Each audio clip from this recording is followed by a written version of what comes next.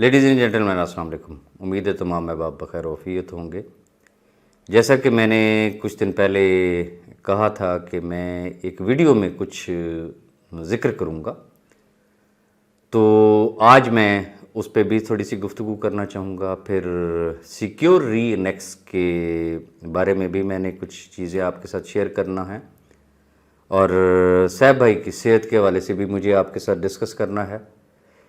लेकिन first of all as usual same request कि बजाय इसके कि आप मुझे डायरेक्ट कॉल्स करें, डायरेक्ट मैसेजेस करें, हमेशा जो मेरे पास जो फिगर मेरे सेल में जो मुझे नज़र आता है वो ना करते हुए मिनिमम 20,000 से ज़ायद पर्सनल मैसेजेस जो होते हैं वो पेंडिंग में होते हैं। चाहे मैं जितने मर्ज़ी जवाब देता रहूं, तो हर शख्स के सवाल का जवाब नहीं दिया जा सकता।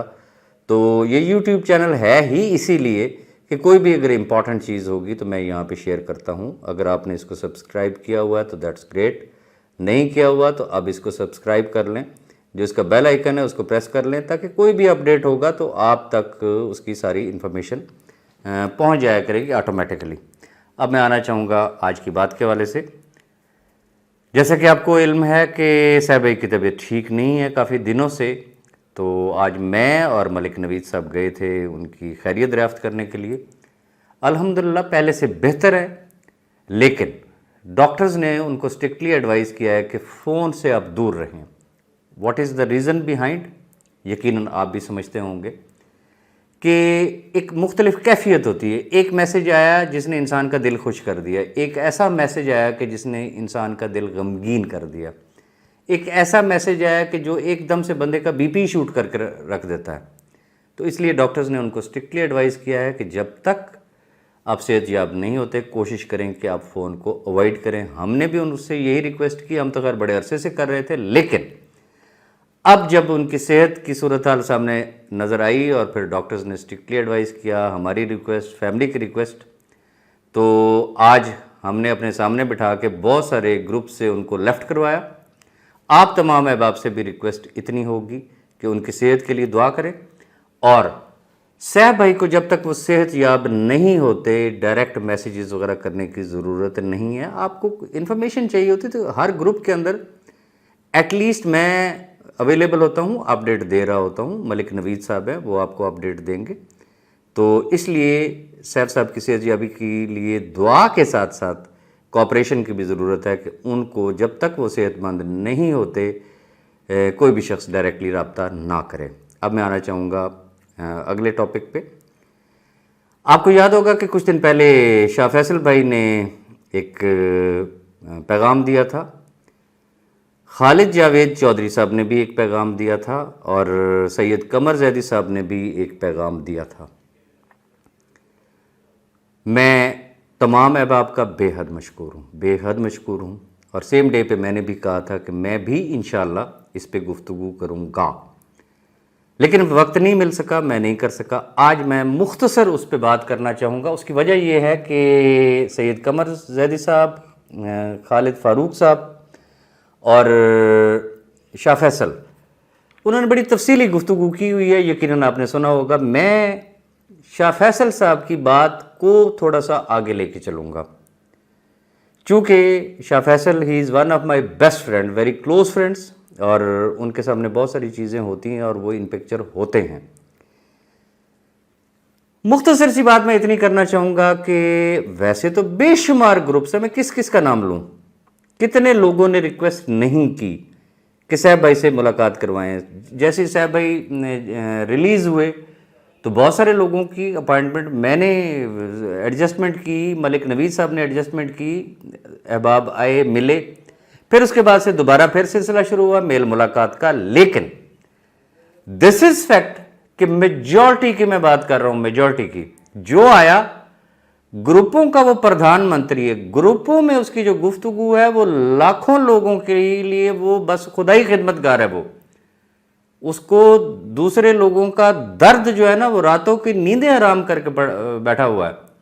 लेकिन जैसे ही वो सैफ भाई के सामने बैठता है उसको लाखों लोग भूल जाते हैं, उसको अपना घर याद आता है, उसको अपने बच्चे नज़र आते हैं, उसको अपने घर के अंदर के मसाइल नज़र आते हैं, और उसकी जो डिमांड होती है, मैं वर्ड यूज़ कर रहा हूँ डिमांड, डिमांड ये होती है कि जी हमने बड़ा सब्र कर लिया है, बड़ा कुछ देख लिया, बाकियों का तो चलो होता रहेगा, कम से कम मेरा इतना तो ये आप मेरे लिए कम से कम कर दें ना।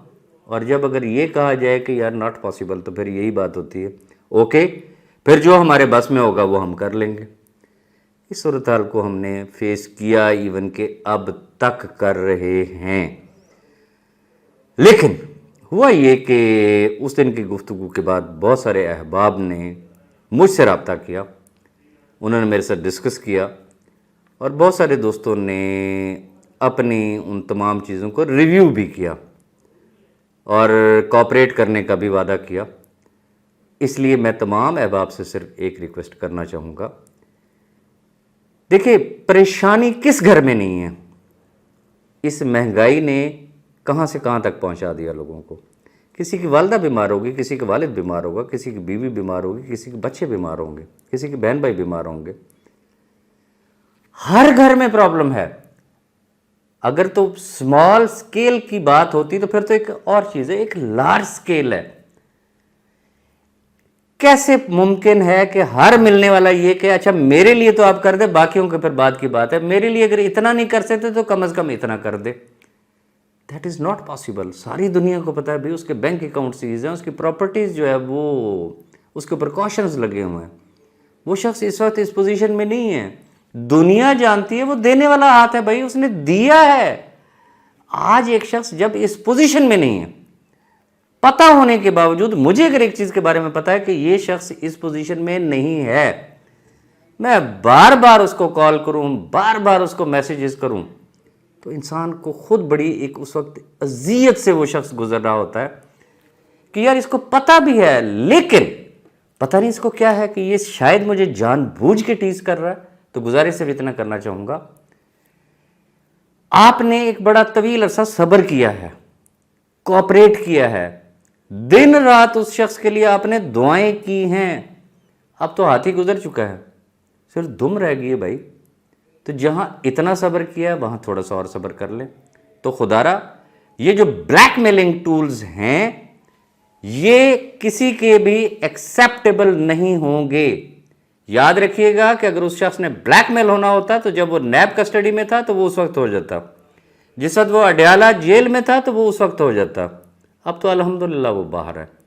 तो ऐसे अहबाब जो ये समझते हैं कि हम थ्रेट्स करके, हम गाली गलोच करके, हम ग्रुपों में, जिसे कहते हैं ना वो ग्रुपों के शेर, तो वो अगर हल्ला शेरी अगर उन्होंने सिर्फ ग्रुपों में बैठ के करनी है तो इससे फ़ायदा कुछ भी नहीं होगा, उल्टा गालियां आपको पड़ेंगी।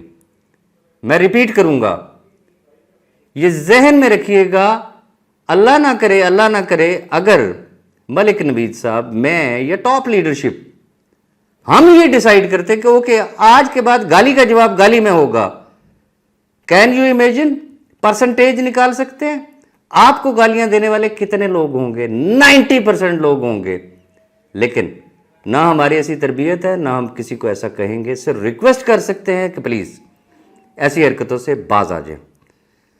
अब आगे आना चाहूँगा, एक बड़ा इंपॉर्टेंट क्वेश्चन है जो कि उसी फतूरी ग्रुप की तरफ से है, इंतशारी ग्रुप की तरफ से है।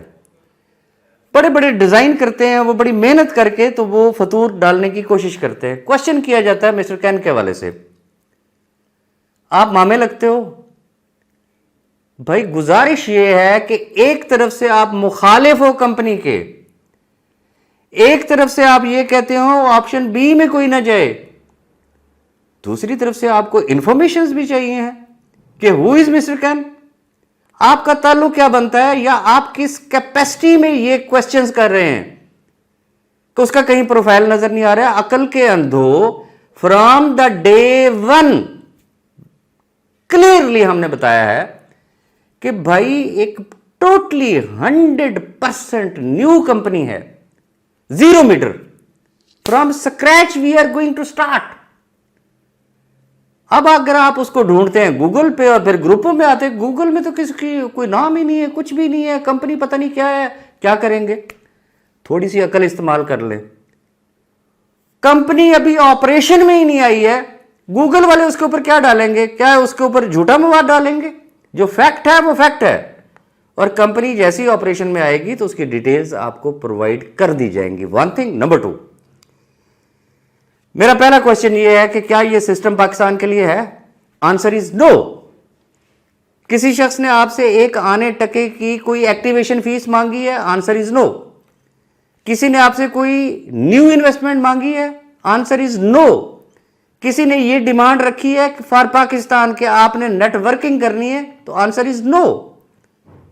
ओ भाई मेरे, आपका तो ना हिंग लगा ना फटकड़ी।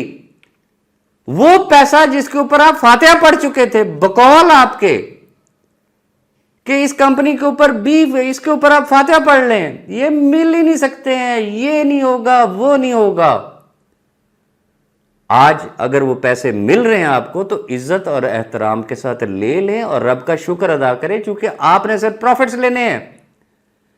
आम खाएं, पेड़ ना गिने। हां, जिसने कोई काम करना है ना internationally, not for Pakistan, this system is never recommended for Pakistan, ये ध्यान में रखिएगा। जिसने कोई इंटरनेशनली काम करना है उसका राइट बनता है कि यस भाई मैं इस कंपनी के साथ काम करूंगा। वो किस कंपनी के साथ काम करेगा? सिक्योर रीनेक्स के साथ वो बात करेगा, उसको उसका जवाब भी मिल जाएगा। बाकी मैं सिर्फ इतनी गुजारिश आपसे करना चाहूंगा, बार बार हम बता चुके हैं भाई, सैफुर रहमान न्याजी वो 2 तरफा गारंटर हैं। क्या चीज सामने आई थी? उनका तो एक ही मुद्दा है कि मेरे पास ऑप्शन ही सिर्फ एक है और दैट इज ऑप्शन ए। जिस दिन मेरे बैंक अकाउंट्स ओपन हो गए, मैं लोगों को 1-1 आना टका जो है मैं वापस कर दूंगा। ऑप्शन बी कहां से आई? हम लोगों ने एक वे आउट ढूंढा ना, उस शख्स का तो नहीं है। वो किस चीज का गारंटर है? वो इस चीज का गारंटर है कि जो लोग ऑप्शन बी में जाएंगे, सिक्योर इनेक्स में जाएंगे, सिक्योर री इनेक्स जो है वो उनकी लायबिलिटी ले रही है, जितने लोग वहां पे कन्वर्ट होंगे वो उतना पैसा उस कंपनी को अदा कर देंगे। किस वक्त? जिस वक्त बैंक अकाउंट्स ओपन होंगे। अब फिर वही एक, चूंकि एक रिवर्स में एक जवाब आया कि जी कल को वो कंपनी ना दे तो फिर सेकंड गारंटी क्या है? वो कंपनी अगर आपको पे नहीं करती तो वो लायबिलिटी फिर भी सैफुर रहमान न्याजी के सर होगी। उस शख्स ने न पहले कभी पीठ दिखाई, ना आज दिखाई है, ना इंशाल्लाह इन फ्यूचर पीठ दिखाएगा।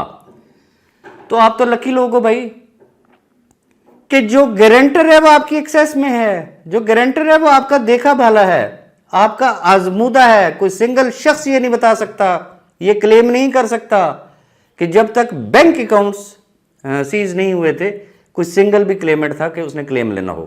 तो खुदारा इन तमाम चीज़ों को बंद कर दें। एक और बड़ा इंपॉर्टेंट क्वेश्चन है हमारे लिए, बड़े काबिल एहतराम है, हमारे बड़े अच्छे दोस्त हैं, ऑल पाकिस्तान प्रोजेक्ट के CEO जनाब आदम अमीन चौधरी साहब। उन्होंने कुछ पोस्ट शेयर की जिसके अल्फाज कुछ इस तरीके से थे कि अगर ऑल पाकिस्तान और बी फॉर यू इलीगल हैं तो फिर बाकी कंपनियों का क्या स्टेटस है, या ऐसी कंपनियों को नहीं चलने देंगे। मैं यहाँ पे सिर्फ क्लियर करना चाहूँगा, क्योंकि बहुत सारे लोगों ने हमसे ये क्वेश्चन किया है कि क्या आपका भी सेम ओपिनियन है। पहली बात, ऑल पाकिस्तान प्रोजेक्ट और हमारे केस में बहुत ज़्यादा डिफरेंस है। वो अपने केस के लिए फाइट कर रहे हैं, हम लोग अपने केस के लिए फाइट कर रहे हैं। सेकंड, अगर आपको याद हो तो 1 साल पहले की बात है, मेरे YouTube चैनल पे चले जाएं, तो हमारा पॉइंट ऑफ व्यू क्या था कि पाकिस्तान में सैकड़ों के हिसाब से अदर कंपनीज काम कर रही हैं। हम किसी की रोजगार पे लात नहीं मारना चाह रहे, जो कर रहे हैं वो तो कर रहे हैं, लोगों को रोजगार मिल रहा है भाई। लेकिन अगर फॉरेन कंपनियों को पाकिस्तान में इजाजत है तो पाकिस्तानी कंपनियों को भी अगर उनकी तर्ज पे ही इजाजत दे दी जाए। इजाजत से मुराद ऐसा नहीं है कि वो जो कंपनी ऑलरेडी काम करें वो गवर्नमेंट ऑफ पाकिस्तान से अप्रूव्ड है और उनकी इजाजत से करें, लेकिन उनको कोई कुछ नहीं कहता। जैसे ही कोई पाकिस्तानी कोई कंपनी बनाएगा तो उसके ऊपर वो जो है वो फौरन हाथ डाल लेगा। तो ये है हमारा एक ओपिनियन। रिलेशंस अपनी जगह पे है, केस अपना अपना है।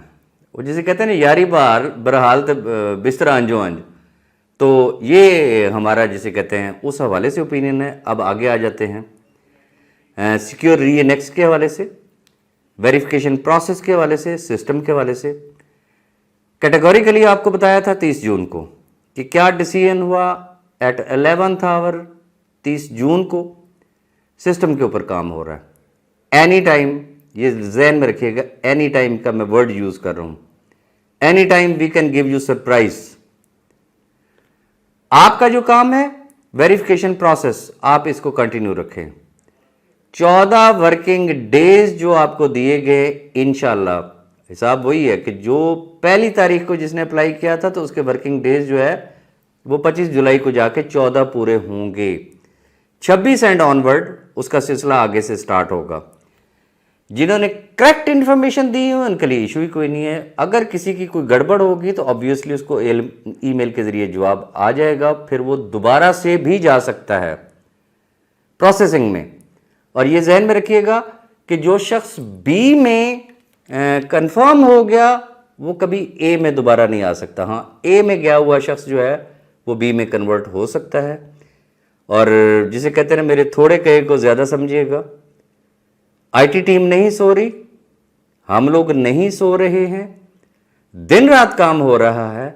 जो कहा है इंशाल्लाह इंशाल्लाह इंशाल्लाह इन लाखों लोगों की दुआओं के तुफैल इंशाल्लाह दिए हुए वक्त के अंदर अंदर इंशाल्लाह सिलसिला शुरू हो जाएगा और ये जो लाखों ख़ानदान हैं इनके चूल्हे जलना शुरू हो जाएंगे।